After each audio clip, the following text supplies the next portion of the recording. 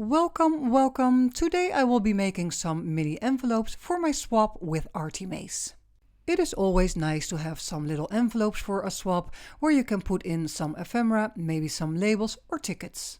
I am starting off with a base that is a long paper where you can put on some strips of paper for the closure when you want to glue it down, or just leave the strip as is without any flaps and then stitch along the sides to close your envelope.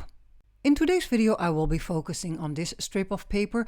It is a quite neutral tone, a little bit brownish with some green in it, and it could need some love and attention and some extra decorating. One of my favorite ways to decorate a little envelope like this is to stamp with multiple stamps. My go-to stamp sets are from Holtz and are called Correspondence, Field Notes or Eccentric. Most of the time I start out with the bigger stamps, so you will have a great filling right away on your paper. And then you will have the smaller and mid-size stamps just to fill in any gaps. It also gives a nice effect to use a variety of ink colors. And the colors that I am using here are ground Espresso, vintage photo, Cobalt and red geranium. The inks are from the brand Ranger and they are called Archival inks.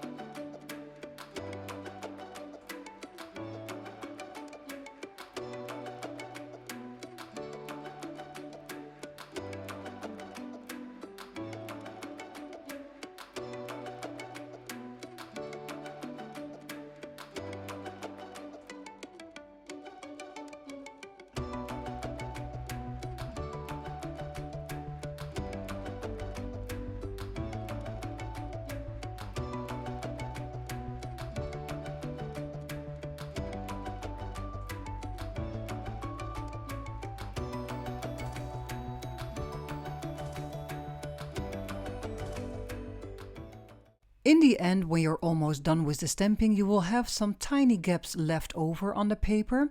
Maybe one of the stamps will not fit.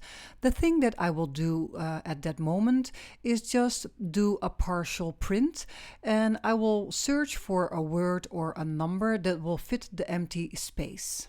After stamping, I will age the sides of my envelope, and I will do that with some Archival Ink Ground Espresso. To get a better reach into the envelope, I am punching out half a circle on the top.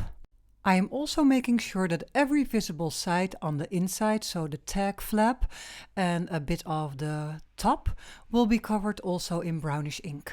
I also would like to create a closure for this envelope, so I got out some old paper out of a math book with all kinds of numbers on it, and I draw a circle and just cut it out. Only this piece of circle as a closure is not to my liking. I like a layered effect, so I am cutting out a slightly bigger circle in a black color.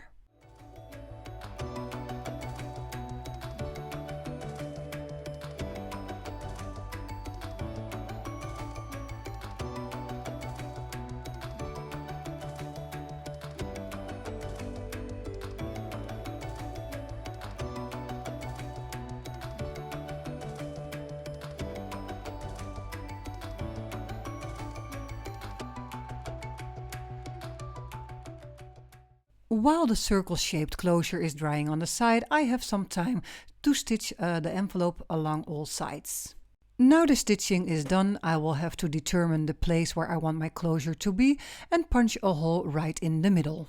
To adhere all papers together, I will use a little brad. In between the circle-shaped closure and the envelope is enough room for some string, or maybe you want to use some lace or ribbon. Well, there is enough room to wrap it around a couple of times and close your envelope in this way.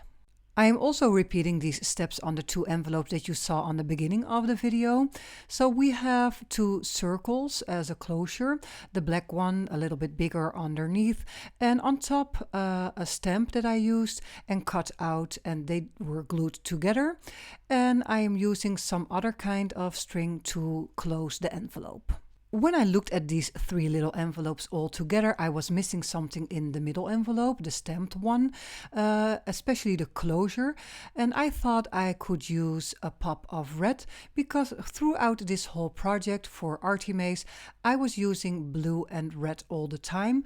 So yeah, that is the thing that I missed, and I want to add it to this little envelope too.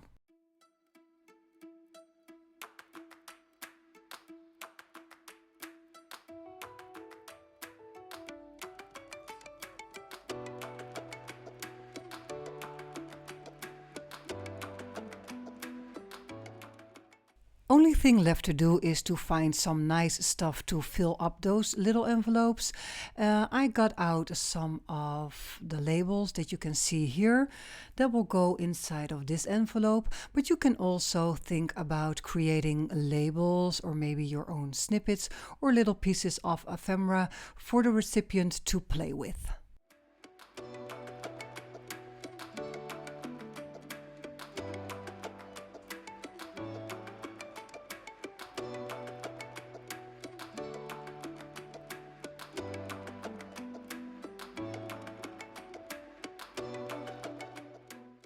This video is almost done. I hope you liked it. When you do, please like, subscribe or comment down below.